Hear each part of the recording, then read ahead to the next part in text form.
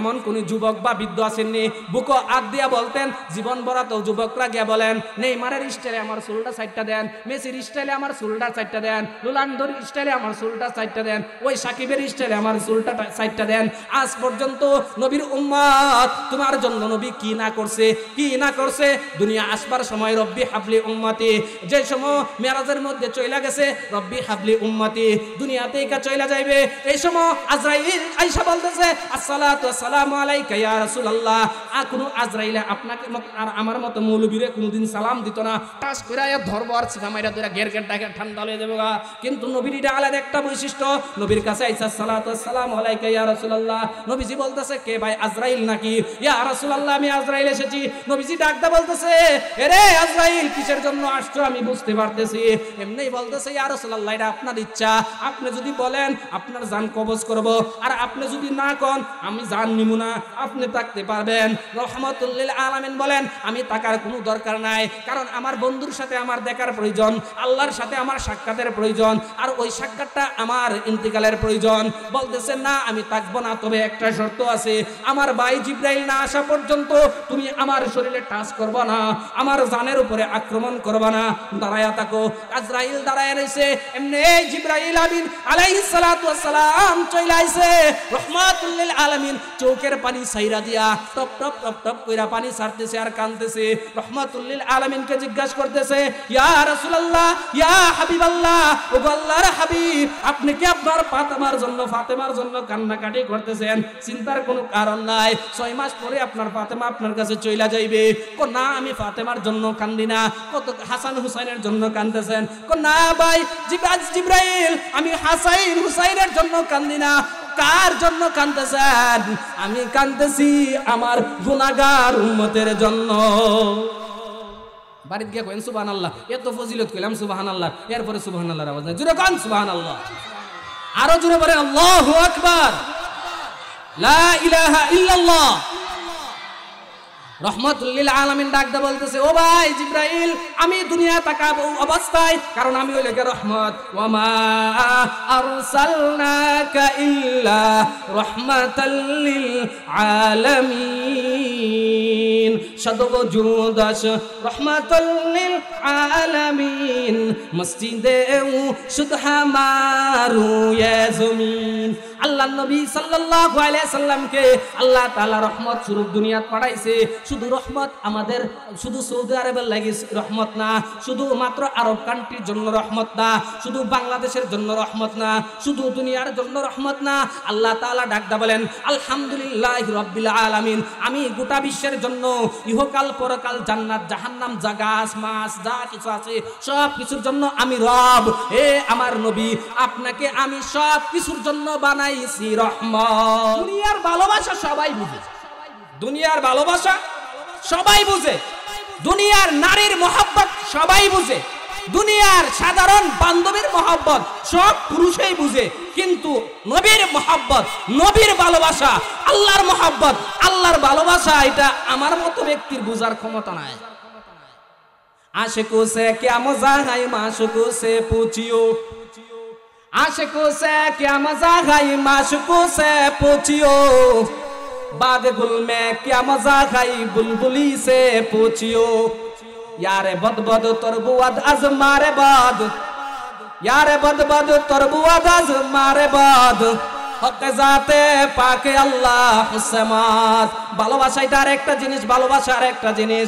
ভালোবাসা কিটা আপনি বুঝবেন না, আমি বুঝবো না। আরে ভালোবাসার জন্য সাহাবায়ে কেরাম কি করছে? নবীর জন্য সব কিছু দিয়া দিছে, শুধু বিবি না, শুধু বিবি না। আরে এক এক সাহাবীর 2 জন 3 জন কইরা স্ত্রী ছিল, 4 জন কইরা স্ত্রী ছিল। কোন সাহাবীরা হিজরত কইরা যারা মদিনার মধ্যে চইলা গেছে, রহমাতুল লিল আলামিনের জবান দিয়া সাহাবীদেরকে বইলা দিছে, এ আমার আনসার সাহাবীরা, যেই সমস্ত সাহাবীরা হিজরত কইরা মদিনার মধ্যে চলে আসে তাদেরকে তোমরা এক একটা বিবি তালাক দিয়া তাদেরকে একটা বিবি দিয়া দাও। তোমাদের সম্পদ আছে 2 খানি ক্ষেত, 1 খানি ক্ষেত তাকে দিয়া দাও। তোমার 2টা ঘর আছে, একটা ঘর তাকে দিয়া দাও। তোমার বাড়ির মধ্যে জায়গা বিশাল, অর্ধেকটা জায়গা তাকে দিয়া দাও। বলতে দেরি সাহাবায়ে কেরাম দিতে রাজি না, দিতে দেরি করে নাই, সাথ সাথ দিয়ে দেয়। এটা ছিল নবীর প্রতির ভালোবাসা। সামি'না ওয়া আতা'না, সামি'না ওয়া আতা'না। আল্লাহর হাবিব আমরা শুনছি তো মাইন্না নিছি। আমরার কথা হইলো সারা জীবন শুনবো। শুনতে শুনতে দিলের মধ্যে একবারে কান বহরা হয়ে গেছে, শুনতে শুনতে কান বন্ধ হয়ে গেছে, কিন্তু মাগার আমাদের কথাগুলা, আমাদের আওয়াজগুলা, কোরআন হাদিসের বিষয়গুলা আমাদের অন্তরের মধ্যে ঢুকে নাই। ওই না ঢুকার কারণে হইল আল্লাহ তাআলা বলেন, ওয়ালাকাদ যারানা লিজাহান্নামা কাসীরাম মিনাল জিন্নি ওয়াল ইনস লাহুম কুলুবুল লা ইয়াফকাহুনা বিহা ওয়া লাহুম আ'য়ুনুল লা ইবসিরুনা বিহা ওয়া লাহুম আযানুল লা ইয়াসমাউনা বিহা উলাইকা কাল আনআম বাল হুম আদাল উলাইকা হুমুল গাফিলুন।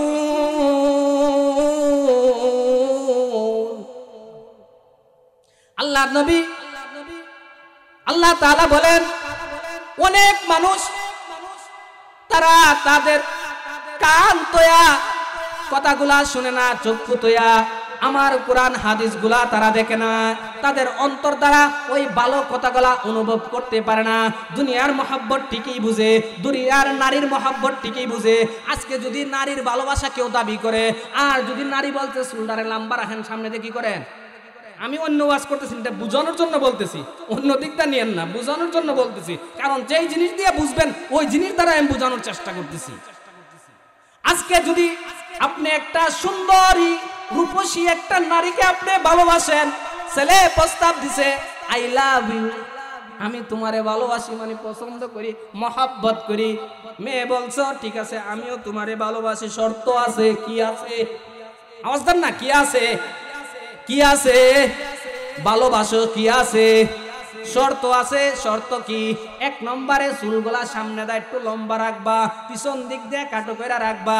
এই দাড়ি রাখা যাইতো না, কারণ খরাতের মর খায়া আমাদের মহিলা অভ্যস্ত।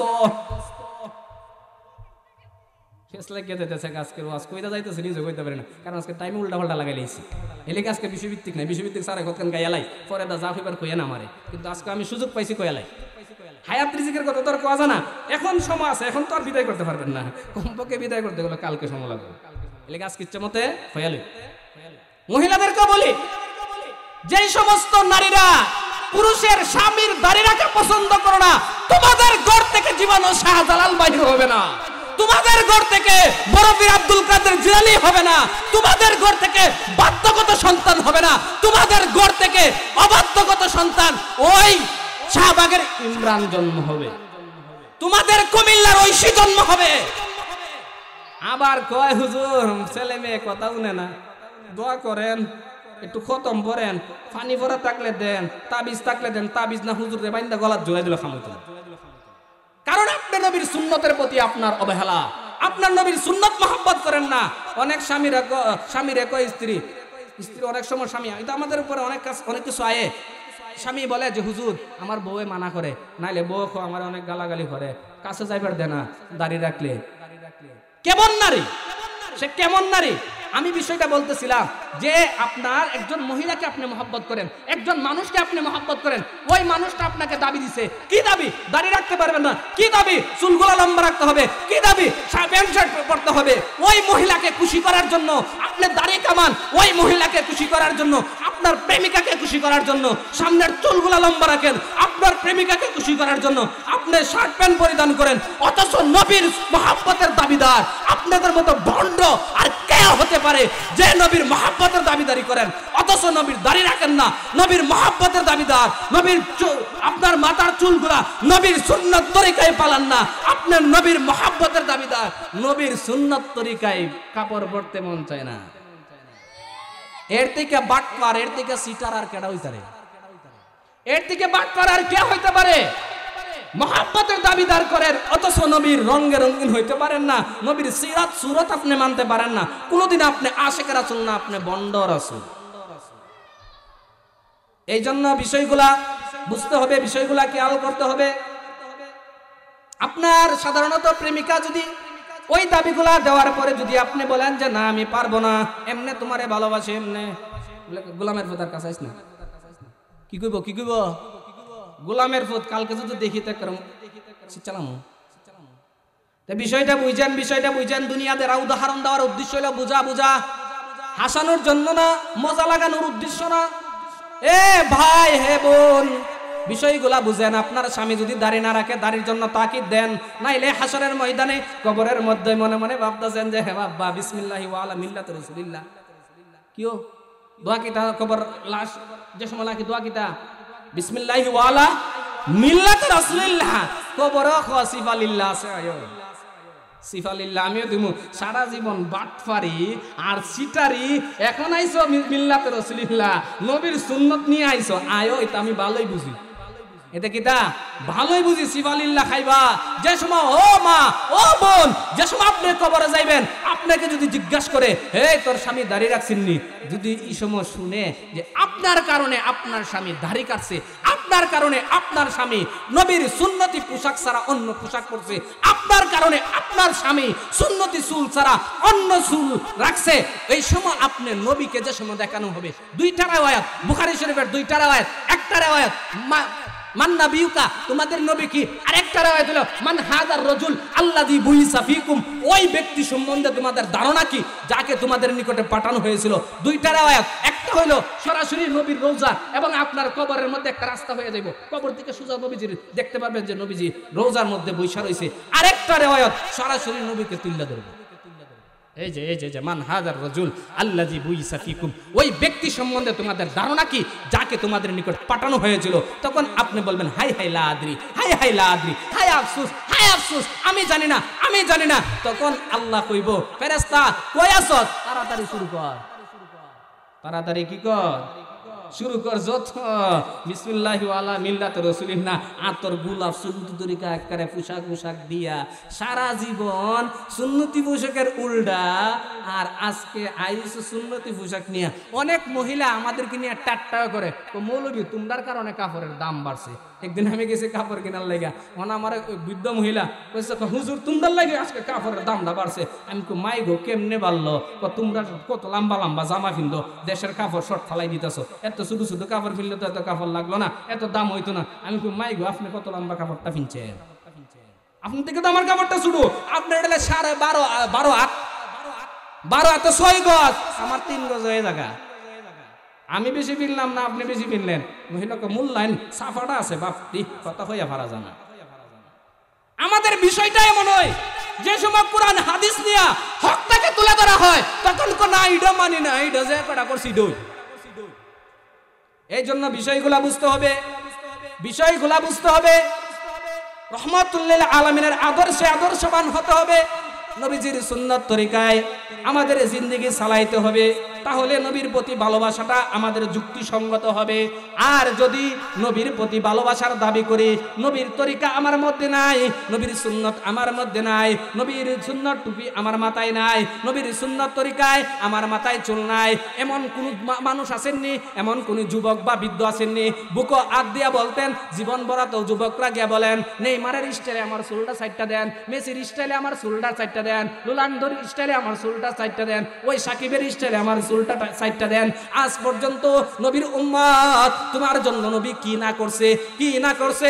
দুনিয়া আসবার সময় রব্বি হাবলি উম্মতি, যে সময় মেরাজের মধ্যে চইলা গেছে রব্বি হাবলি উম্মতি, দুনিয়াতে কা চইলা যাইবে, এই সময় আজরাইল আয়েশা বলতেছে আসসালাতু ওয়াসসালামু আলাইকা ইয়া রাসূলুল্লাহ। আর কোন আজরাইল আপনাকে আর আমার মতো মৌলবীরে কোনদিন সালাম দিত না, টাস কইরা ধরবো আর সিনা মাইরা ধরে ঘের ঘের ডাকে ঠান্ডা হয়ে যাবে। কিন্তু নবীর এটা আলাদা একটা বৈশিষ্ট্য, নবীর কাছে আইসা সালাতু ওয়াসসালামু আলাইকা ইয়া রাসূলুল্লাহ, নবীজি বলতেছে কে ভাই আজরাইল নাকি, ইয়া রাসূলুল্লাহ আমি আজরাইল এসেছি।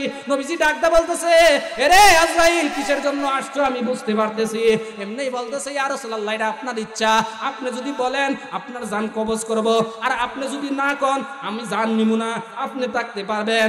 রহমাতুল লিল আলামিন বলেন আমি থাকার কোনো দরকার নাই, কারণ আমার বন্ধুর সাথে আমার দেখার প্রয়োজন, আল্লাহর সাথে আমার সাক্ষাতের প্রয়োজন, আর ওই সাক্ষাৎটা আমার ইন্তিকালের প্রয়োজন। বলতেছে বলতেছে না আমি থাকবো না, তবে একটা শর্ত আছে, আমার ভাই জিবরাইল না আসা পর্যন্ত তুমি আমার শরীরে টাচ করবা না, আমার জানের উপরে আক্রমণ করবা না, দাঁড়ায়া থাকো। আজরাইল দাঁড়ায় রইছে, এমনি জিবরাইল আমিন আলাইহিস সালাতু ওয়াস সালাম চলে আইছে রহমাতুল লিল আলামিন, চোখের পানি ছাইরা দিয়া টপ টপ টপ টপ কইরা পানি ছাড়তেছে আর কাঁদতেছে। রহমাতুল লিল আলামিনকে জিজ্ঞাসা করতেছে, ইয়া রাসূলুল্লাহ, ইয়া হাবিবাল্লাহ, ও আল্লাহর হাবিব, আপনি কি আপনার ফাতেমার জন্য কান্নাকাটি করতেছেন? চিন্তার কোনো কারণ নাই, 6 মাস পরে আপনার ফাতেমা আপনার কাছে চইলা যাইবে। কো না, আমি ফাতেমার জন্য কান্দি না, কত হাসান হুসাইনের জন্য কাঁদতেছেন? কো না ভাই জিবরাইল, আমি হাসান হুসাইনের জন্য কান্দি না। কার জন্য কাঁদতেছেন? আমি কাঁদতেছি আমার গুনাহগার উম্মতের জন্য। বাড়িতে গিয়ে কইন সুবহানাল্লাহ, এত ফজিলত কইলাম সুবহানাল্লাহ, এরপরে সুবহানাল্লাহর আওয়াজ নাই, জোরে কোন সুবহানাল্লাহ, আরো জোরে বলেন আল্লাহু আকবার, লা ইলাহা ইল্লাল্লাহ। রহমাতুল লিল আলামিন ডাকদা বলতেছে, ও ভাই জিবরাইল, আমি দুনিয়া তাকাবো অবস্থায়, কারণ আমি ওই লেগে রহমত, ওয়া মা আরসালনাকা ইল্লা রাহমাতাল লিল আলামিন, সদওজুদ রহমাতাল লিল আলামিন, মসজিদে শুধু হামারু ইয়া জমিন। আল্লাহ নবী সাল্লাল্লাহু আলাইহি সাল্লামকে আল্লাহ তাআলা রহমত স্বরূপ দুনিয়াত পাঠাইছে। শুধু রহমত আমাদের শুধু সৌদি আরবের লাগি রহমত না, শুধু মাত্র আরব কান্ট্রির জন্য রহমত না, শুধু বাংলাদেশের জন্য রহমত না, শুধু দুনিয়ার জন্য রহমত না। আল্লাহ তাআলা ডাকদা বলেন, আলহামদুলিল্লাহি রাব্বিল আলামিন, আমি গোটা বিশ্বের জন্য ইহকাল পরকাল জান্নাত জাহান্নাম যা গাছ মাছ যা কিছু আছে সব কিছুর জন্য আমি রব। হে আমার নবী, আপনাকে আমি সব কিছুর জন্য বানাইছি রহমত। কি আওয়াজ, আপনারা ওয়াজ বুঝেন না? সুবহানাল্লাহর আওয়াজে ওয়াজ বুঝেন না? আরো জোরে কোন সুবহানাল্লাহ। রহমাতুল লিল আলামিন ডাকদা বলেন, এ ভাই জিবরাইল, আমাকে আল্লাহ তাআলা রহমত হিসেবে দুনিয়ার মধ্যে প্রেরণ করেছেন। বিষয়টা কিন্তু উল্টা হইয়া যাইতেছে। আমি রহমত যে সময় চইলা যেমন গজব আইতে বেশি সময় করতো না, কারণ মা যতক্ষণ পর্যন্ত সন্তানের কাছে থাকে বাবা আক্রমণ করতে পারে না। যতই রাগক যতই ফিটা দেয়, মার ফিটটা পাইতে না, দেখি না, মার ফিটটা পাইতা দে। ও স্বামী, বাচ্চাটাকে মাইরেন না গো, ওই বাচ্চাটাকে খুব কষ্ট করে আমি লালন পালন করছি। কোন করে শীতের মধ্যে আপনি কষ্ট করেন নাই, আমি কষ্ট করছি। আপনি তো শুধু ঘুমাইয়া রইছেন, সারাদিন একটু রিজিক নিয়ে আইছেন, কিছু টাকা নিয়ে বাজার হাট কইরা নিয়ে আইছেন, কিন্তু সন্তানটাকে আমি খুব কষ্ট কইরা লালন পালন করছি। আল্লাহ তাআলা ও কোরআনের মধ্যে বলেন, ওয়াসাইনাল ইনসানা বিওয়ালিদাইহি হামালাতুহু ইহসানা হামালাতুহু কুরহা ওয়া ওয়াদাতুহু কুরহা ওয়া হামলুহু ওয়া ফিসালুহু 30 শাহরা। আল্লাহ তাআলা বলেন, এ জগতের মানুষ, আমি তোমাদেরকে ওসিয়ত করতেছি, আমি তোমাদেরকে আদেশ করতেছি, তোমার মা বাবার সাথে তোমার মার সাথে ভালো ব্যবহার করো। কেন? আল্লাহ তাআলাকে বান্দা আবার প্রশ্ন করে, ও মালিক, কেন মার সাথে ভালো ব্যবহার করব? কারণটা কি? মা আবার কি হইছে, কেন ভালো ব্যবহার করব? আল্লাহ তাআলা বলেন, হামালাতুহু উম্মুহু কুরহা। এক নম্বরে তোমার মা তোমাকে খুব কষ্টের সাথে গর্ভধারণ করছে। কেমন কষ্ট জানোনি? কেমন কষ্ট জানোনি? যেই সময় 1 থেকে 1.5 মাস হয়ে যায়, ওই সময় তোমার মার খানা বন্ধ হয়ে যায়, খানাটা নাকের সামনে নিলে কেমন জানি গন্ধ করে বমি শুরু কইরা দেয়। যেই সময় তুমি একটু পেটের মধ্যে বড় হয়ে যাও, মা ঘুমায় না। অনেক সময় আমি নিজেই দেখি, আমার সন্তান যে সময় গর্ভে ছিল সে বৈশা থাকে, বৈশা রাত্রের 12টা 1টা 2টার সময় বৈশা রয়েছে, বৈশা চৌকের পানি ফালাইতেছে, এইভাবে হেলান দিয়ে বৈশা রয়েছে, এই দিক করে সেই দিক করে, ঘুমায় না। আমার ঘুম ভাঙে গেছে। আমি জিজ্ঞাসা করতেছি, কেন তুমি এখানে বৈশা রইছো, ঘুমাবো না কেন? রাত তো অনেক হয়ে গেছে। এমনি স্ত্রী চৌকের পানি জর্জর জর্জর কইরা ছেড়ে দেয় আর কান্না শুরু কইরা দেয়। ও স্বামী, বুঝবেন না গো, একটা সন্তান গর্ভে ধারণ করা কতটুকু কষ্ট, মা ছাড়া কেউ বুঝতে পারে না। আমি ঘুমাইতে পারতেছি না, যদি চিত হয়ে ঘুমাই তারপরও আমার অনেক কষ্ট হয়, যেন জানটা বাহির হয়ে যায়। একটু কোনো করটে ঘুমাইলেও আমার অবস্থা খুব সিরাস হয়ে যায়, অন্য করোটাও ঘুমাইতে পারে না, বৈশাও শান্তি পাইতেছি না। আল্লাহ তাআলা বলেন, আমালাতুহু উম্মু কুরহা।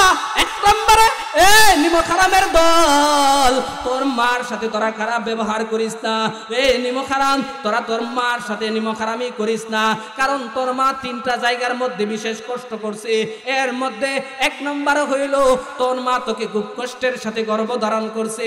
2 নম্বরে কষ্ট হইল ওয়াদাআত হুকুরহা, যেই সময় তোর মা তোকে জন্ম দিয়েছে ওই সময় একটা মা ছাড়া দ্বিতীয় কোনো মানুষ বলতে পারবে না সন্তান প্রসব কত কষ্ট, সন্তান প্রসব কত কঠিন, একটা মাই বুঝে। ওই সময় দেখা যায় স্বামীর পায়ে দইরা স্ত্রী চৌকের পানি চাইরা চাইরা খান দেয়ার বলি, স্বামী আমার মনে হয় দুনিয়ার মধ্যে আর বাঁচবো না, মনে হয় আমি চলে যাইব। সন্তান ভূমিষ্ঠ হওয়ার সাথে সাথে মনে হয় আমি দুনিয়া ছেড়ে চলে যাইব।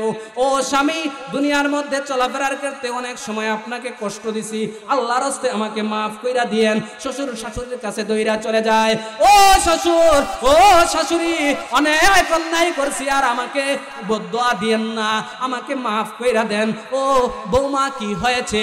স্বামী, ও শ্বশুর আমার, শাশুড়ি আমার, আমার এমন অবস্থা চলতেছে, মনে হয় আর দুনিয়ার মধ্যে বেশি সময় আমি থাকবো না, আমি মনে হয় দুনিয়া ছেড়ে চলে যাইব। এত কষ্ট কইরা ওই সন্তান তোকে মা জন্ম দিয়েছে, ওই মাকে যেই সময় তুই আঘাত দেস মার কলিজা পেটে চূর্ণ বিচূর্ণ হয়ে যায়। ওই সময় মা এমন অনুভব হয় যেন আসমানটা ভাঙ্গা মার মাথার উপরে পইরা গেছে, জমিনটা যেন ফাইটা যায়, মা যেন ওই জমিনের ভিতরে ঢুইকা যায়, এমন অবস্থা হয়ে যায়। শুধু তা নয়, আল্লাহ তাআলা বলেন ওয়াহামলুহু ওয়া ফিসালুহু 30 শাহরা। শুধু তা নয়, তোর মা তোকে 2.5 বছর 2 বছর দুধ পান করাইছে, 2টা বছর তোকে দুধ পান করাইছে। দুধ পানও এত সহজ ভাবে করাই নাই। তুই যে সময় জন্মগ্রহণ করছস, জন্মগ্রহণ করার পরে মার 1 মিনিটের জন্য রাত্রে ঘুমাইতে পারে না। কেন ঘুমাই না?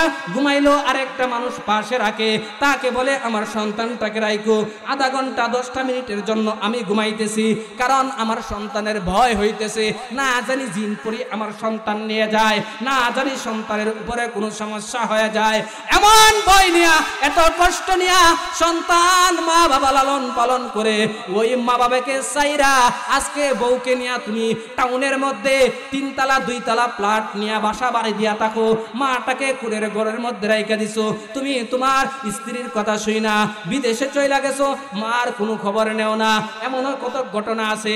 একবার এক ছেলে মাকে রাইখা, শুধুমাত্র মা বাবাকে রাইখা, সন্তানটা বিদেশে চলে গেছে, সাথে বউ ছিল নতুন বউ। বউয়ে উল্টা পাল্টা বোঝা, উল্টা পাল্টা চিঠি রেখে, তোমার মা আমার সাথে খুব নিমক হারামি করতেছে, কারণ আগে তো মোবাইলের যুগ ছিল না, চিঠির যুগ ছিল। চিঠির মাধ্যমে লেখছে তোমার মা আমরারে খুব জ্বালাইতেছে, টাকা পয়সা কোনো কিছু দেয় না, উল্টা পাল্টা করে। ছেলে বলছে যে ঠিক আছে আমার মাকে আলাদা করে দাও। আলাদা করে দেওয়ার পরে মাটা বাবা তারা একেবারে বৃদ্ধ, কোনো কিছু করতে পারে না। বাবা অসুস্থ হইতে হইতে কান্নাকাটি করে, মাও কান্নাকাটি করে, মাকে সান্ত্বনা দে, স্ত্রী রে এত তুই কান্নাকাটি করিস না, সন্তান বিদেশ থেকে আসার পরে আমাদের সব কিছু ঠিক হয়ে যাইবে। ঘটনাক্রমে বাবাটা কিছুদিন পরে ইন্তেকাল করে। এই ঘটনাও সন্তানের কাছে যায় নাই। দ্বিতীয় কিছুদিন পরে মা কাঁদতে কাঁদতে তার চক্ষু একটা অসুস্থ হয়ে চক্ষু অন্ধ হয়ে যায়। দ্বিতীয় নম্বরে 2টা চক্ষু অন্ধ হয়ে যায়।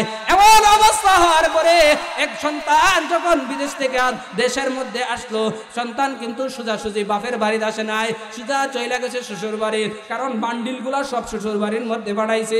শ্বশুর বাড়ি যাওয়ার পরে ওই স্ত্রী খুব আনায়া বিনায়া খান ভরা দিছে। দেখি না আমরা মহিলারা দেনি খান ভরা, তোমার শাশুড়ি তোমার মা কি করছে, আমারে খুব নির্যাতন করে, মাইরা লাগছে না, আমারে চুলো ধরে টানে, ইত্যাদি ইত্যাদি করে আমারে অনেক গালমন্দ করে তোমার বাড়ি থেকে আমারে বাইর করে দিছে। হ্যাঁ তোর এই কাম করলো, আমি যাইতেছি। এমনি সন্তান দৌড়িয়া চইলা গেছে বাড়ির মধ্যে। বাড়ির মধ্যে গিয়া দরজার মধ্যে আঘাত করতেছে আর বলতেছে ঘরে কেউ আসেননি। 7 মা কণ্ঠটা 4 বছর 5 বছর পরে কণ্ঠটা চিন্নালাইছে। এমনি বলতেছে বাবা আব্দুর রহমান তুমি আইসুনি, বাবা রে তাড়াতাড়ি আয় আমার কুলে। মা হাতটা বাড়াইয়া দিছে, সন্তান ওই দিক দা শ্বশুর শাশুড়ির কথা শুই না, বউর কথা শুই না, মার প্রতি খেপাইল। হাতের মধ্যে একটা লাঠি, ওই লাঠি দ্বারা মার মাথার মধ্যে আঘাত করে মার মাথাটা ফাটাইয়া দেয়। মা দুইটা চোখের পানি ছাইরা দিয়া বলতেছে মাবুদ গো আমার সন্তানকে তুমি কষ্ট দিও না, ও রব্বে কারীম আমার সন্তান বুঝতে পারে নাই, তুমি তাকে কোনো দুনিয়ার শাস্তি দিও না, তার উপরে কোনো নির্যাতন কইরো না। এইভাবে সন্তানের জন্য কাঁদতেছে, এমনি হাত তুলা কাঁদতেছে আর বলতেছে আল্লাহ যদি আমার চক্ষু দুইটা থাকতো তাহলে আজকে সন্তানটাকে প্রাণটা জুড়াইয়া দেখতাম। এমনি সন্তানের হুঁশ ফিরাইছে, মা গো আমি তো তোমাকে ভালো হিসাবে তৈয়া গেছিলাম, চক্ষু তো তোমার দুটোটা ভালো ছিল, আজকে চক্ষু দুইটা অন্ধ হইছে কেন? তখন বলতেছে বাবারে এই বিষয় বলার দরকার নাই, না তুই বল, বলতেই হবে। তখন মাকে বলতেছে মা তুই বল, না বললে হবে না। তখন সন্তানকে ডাক দা বলতেছে বাবারে তোর স্ত্রী আমাকে অনেক নির্যাতন করছে, খানা ফিনা দেনায় অনেক মারপিট করছে, দেখ আমার ফিটের অবস্থা, দেখ আমার হাতের অবস্থা, এমন নির্যাতন তোর স্ত্রী আমাকে করছে। হ্যাঁ এত আমারে বুঝাইছে উল্টাটা, তুমি নাকি তাকে বাড়ির থেকে বাড়ি করে দিছ? না সে তোমার আব্বার আমাকে সহ্য করতে পারে নাই, আমার বাড়িঘর সাইরা সে চইলা গেছে তার বাবার বাড়িতে, ওই জায়গার মধ্যে তুমি তার কাছে টাকা পাঠাইছো, আজ পর্যন্ত আমাদের নিকট কোনো টাকা পয়সা পাঠায় নাই, আমাদের অবস্থা খুব ভয়ানক হয়ে গেছে। এমনি ডাকতে বলতেছে মা গো বুঝতে পারি নাই, আমাকে মাফ করে দাও। সন্তান ডাকদা বলতেছে বাবারে তোর প্রতি আমার কোনো রাগ নাই, আমার কুলে আয়, তোকে আমি কুলে নেই, দেখি তুই কতটুক ভরে হইছস। এই ছিল মা বাবার অবস্থা। কিন্তু আমাদের ব্রাহ্মণবাড়িয়ার আল্লামা আনসারী রহমতুল্লাহি আলাইহি একটা গান গাইছেন, গানটা কইতাম নি বিশেষ করলাম গান গান গান কইতাম নি, গান তো খুব পছন্দ করে না, এটা খুব যদি এটা হয়তো মজা লাগতো, হ্যাঁ এটি মজা লাগতো, গানটা মজা লাগে। ও একটা গান গাইছেন, গানটা কইতাম নি, গানের কিন্তু অর্থ আছে। মা মরিলে মা পাওয়া যায় ও বন্ধুগণ, বাপ মরিলে বাপ পাওয়া যায়, মা মরিলে মা পাওয়া যায় ও বন্ধুগণ, বাপ মরিলে বাপ পাওয়া যায়, কিন্তু সাদের বউ মরিলে বউ পাওয়া যায় না। গানটা বুঝছেন তো, অর্থ বুঝছেন তো?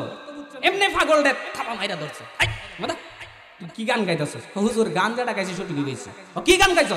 মা মরিলে মা পাওয়া যা, বাপ মরিলে বাপ পাওয়া যা, সাদের বউ মরিলে বউ পাওয়া যা না, বিষয়টা কি তা? হুজুর ঘটনাটা কয়ে লাইতাম, ঘটনাটা কইতাম নি, তো এসে ইতি টানতাছি আমি, শেষ করে দেবো ইনশাল্লাহ। তখন কইতেছে যে ঘটনা কি? পাগলে কইতেছে ঘটনাটা হইলো হুজুর জানেননি, ঘটনাটা হইলো একদিন হঠাৎ করে আমার বাবা মারা গেছে। বাবা মরছে, আমি কান্দাছি, হ্যাঁ রে অল্প বয়সে আমার বাবাটা মারা গেল। কান্দাছি আর চোখের পানি বালতেছে, চিল্লায় চিল্লায় কান্দেছি। আশপাশের চাচাগুলা এসে বলতেছে এ বাতিজা কান্দিস না, কেন কানবো না, বাবা মরে গেছে কেন কানবো না? কান্দার কোনো কারণ নাই। কেন কারণ নাই? আমরা তোর চাচা আছি, আমরা আজকে থেকে আব্বা ডাকিস, আমরা তোর আব্বা। কই কিনা কই কিনা বললে কইনি, সান্ত্বনা দেওয়ালে কইনি, আমরা তোর আব্বা, কোনো চিন্তার কারণ নাই, আজকে থেকে আমি তোর আব্বা হয়ে গেলাম। বাবা রে তারপরে কান্দিস না, ঠিক আছে সান্ত্বনা পাইলাম। কিছুদিন কয়েক মাস যাইতে না যাতেই মা মারা গেছে। মা যাওয়ার পরও, মারা যাওয়ার পরে আমি কান্দতেছি, আই রে কয়দিন আগে বাবা হারাইলাম, এখন আবার মাটারও হারাইলাম, এই বলে কান্না শুরু করে দিলাম। এমনি আশপাশের চাষি যারা আছে, জেডি যারা আছে, তারা দৌড়ে আইছে, বাবা রে তোর কান্নার সহ্য হইতেছে না, তোর কান্নার ভালো লাগতেছে না, ও কি হইছে কানমু নাতে কি করবো, কয়দিন আগে বাবা মারা গেছে, এখন আবার মাটা মারা গেছে, কানমু না তো কি করবো? কান্দার কারণ নাই, আজকে থেকে তুই আমাকে আম্মা ডাকিস, আমি তোর মা হয়ে গেলাম, তারপরে তুই কান্দিস না। মাও পাইছে, বাপও পাইছে, কিন্তু ঘটনাক্রমে কয়েক বছর যাইতে না যাইতে এই বেটার বউ মরে গেছে গা। কয়েকদিন যাইতে না যাইতে যুবক মানুষ বউটা গেছে গা কি ময়রা, এখন কানতেছে, হাই রে বউ ময়রা তো গেলে, যৌবন কালে মরলে কেন, বুড়া কালে তো মরলে, আচ্ছা যাও। কানতেছে আমার বউ কি হইল রে, বউ কি হইল রে? হুজুর দুঃখের বিষয়, একটা বাবি আয়া খোনা, ও দেবর খাইন্দ না, তোমার বউ মরছে তো কিতা হইছে, আমরা আছি। কইছে না আমার দুঃখ হুজুর দুঃখটা এটাই মা মরছে খানছি আয়া কইছে মা আছি বাপ মরছে খানছি তে আমরার বাপও আছে সান্ত্বনা দিছে বউ মইরা গেল আজ পর্যন্ত একজন আয়া কইতাছে না তুই খান দিস না আমরা তো তোর বউ আছে বিষয়টা বুঝছেন না আজকে আমাদের সমাজের অবস্থাটা এমনই আমাদের যুবকরাও এটাই ভাবে বাপ রে বাপ যে লাল টুকটুকি বউটা আনছি এটা যদি জাগা আর জীবনের বউ মা এটা গেছে গা বুড়া বয়স গেছে গা সমস্যা কিনা জাগা কিতা বুড়া বুড়ি ইহানা বই বচ্চা মরুক ইহানা তা হোক আমি আমার এই লাল টুকটুকি বউডারে লইয়া কই রাখমু ঘুমাই ঘুমাই ই কুড়ের ঘরে রাখা যেত না বিল্ডিং এ নিয়ে রাখে বিল্ডিং এ যদি বউ জাগা যদি ওই পাগলের মতোই তো পাগলের মতোই আল্লাহ তাআলা আমাদের মা বাবার খেদমত করার তৌফিক দান করুক খাঁটি আশেকে রাসূল বানাক এটা তালিবালি না সুন্নাত রাখে মধ্যে মধ্যে নবীর জন্য যদি নবীর সম্মান রক্ষার্থের জন্য আপনাদেরকে আলেম উলামা জীবন দেওয়ার জন্য খুতবা নবুয়তকে রক্ষা করার জন্য কাদিয়ানীদেরকে কাফের ঘোষণার জন্য উলামায়ে কেরাম যদি আপনাদেরকে জীবন দেওয়ার জন্য রক্ত দেওয়ার জন্য ময়দানে নামতে ডাক দেয় আপনারা সবাই রাজি আছেন তো আল্লাহ তাআলা সকলকে কবুল করুন আসসালামু আলাইকুম ওয়া রাহমাতুল্লাহ